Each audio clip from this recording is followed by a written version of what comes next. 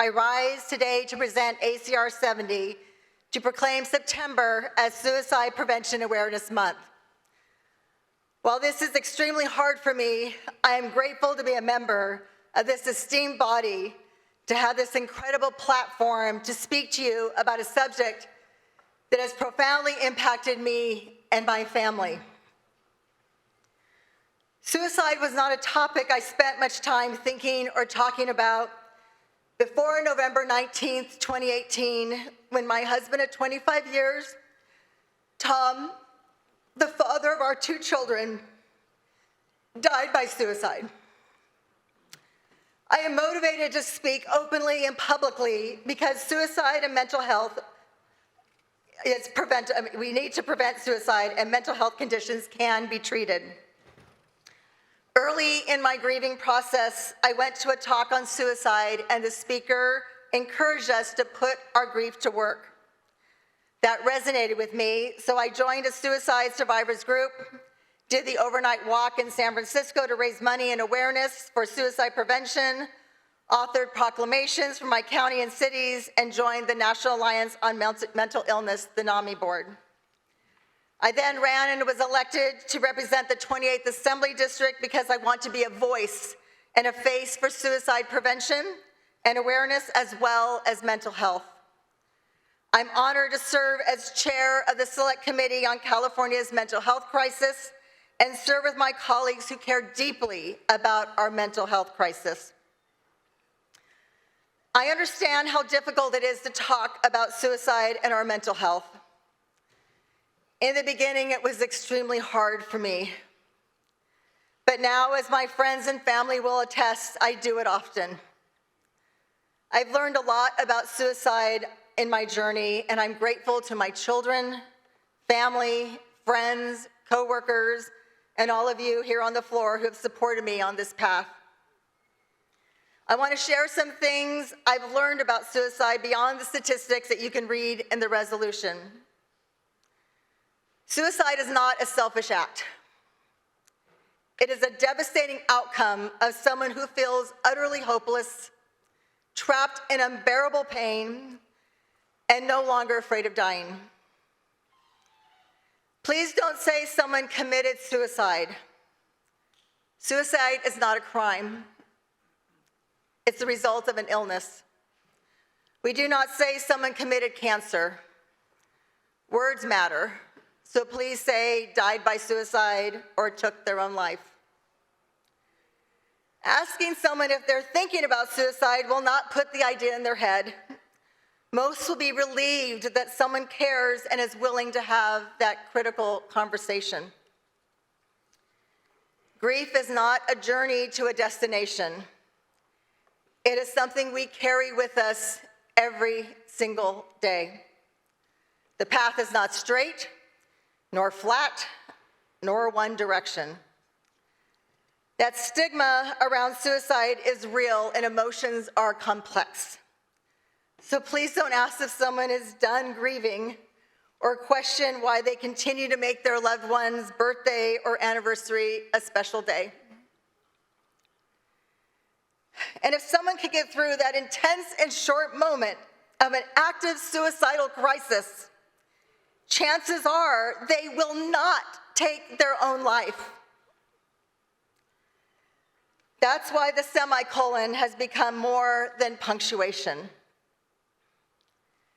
It's a symbol of a battle fought, a pause that wasn't an ending, and the ongoing narrative of mental health. I have a semicolon butterfly pin for each of you on your desk. I hope you wear it proudly, and when someone asks about the meaning, you can tell them. Suicide does not discriminate. It impacts all people of all ages, genders, race, ethnicity, incomes, sexual orientations.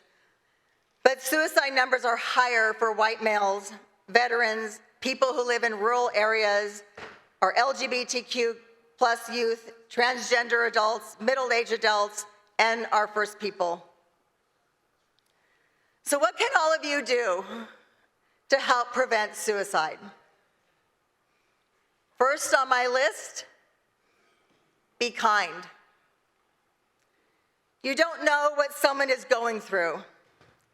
You don't know their story, so just be kind to one another, even to those who are unkind to you.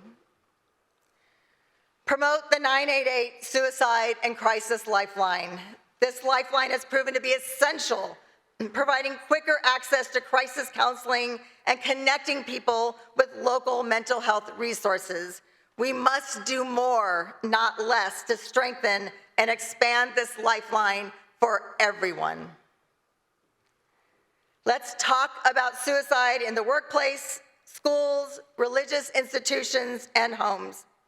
And not just in September. Training is available to teach people to identify who may be at risk for suicide and how to link them to care. And learn the warning signs. Is someone talking about wanting to die? Are they feeling hopeless, more anxious, or full of rage? Are they withdrawing from friends, giving away important items, having extreme mood swings, eating or sleeping more? These are just some of the warning signs. If you have firearms in your home, please store them securely. My husband died as a result of a self-inflicted gunshot wound that was brought into our house. Data shows approximately 46,000 firearm deaths annually, with suicides accounting for more than half of these deaths. Ask the difficult questions and let the person know they are not alone.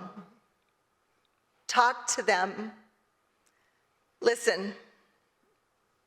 You don't have to be an expert, and it might feel uncomfortable. Let them know that help is available. Tell them what they are experiencing is treatable and that suicidal feelings are temporary.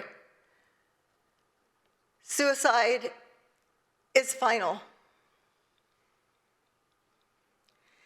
If you are having suicidal thoughts or you're struggling with your mental health, please reach out by calling or texting the hotline at 988 or talk to someone you trust.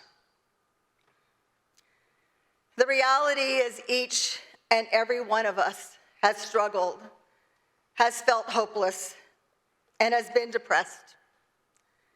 And while many of us suffer in silence, we are seeing the anxiety and the stress in our communities now more than ever.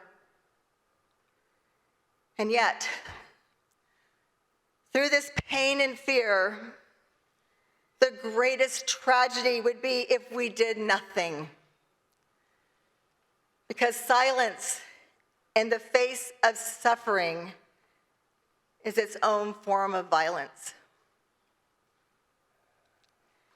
In a time of growing hatred and division, please let us choose love. Let us choose kindness. Let us lift up our most vulnerable. Let us fund affordable and accessible mental health care for everyone. And let us build a world where every single person believes their life is worth living. I want anyone who is thinking about suicide to know that your life matters. Your family and friends will not be better off without you. Take it from someone who knows. We've been talking about this for almost 50 minutes. And it reminds me of a statistic that every 11 minutes, somebody in the United States takes their own life. So let's take a moment to think about that.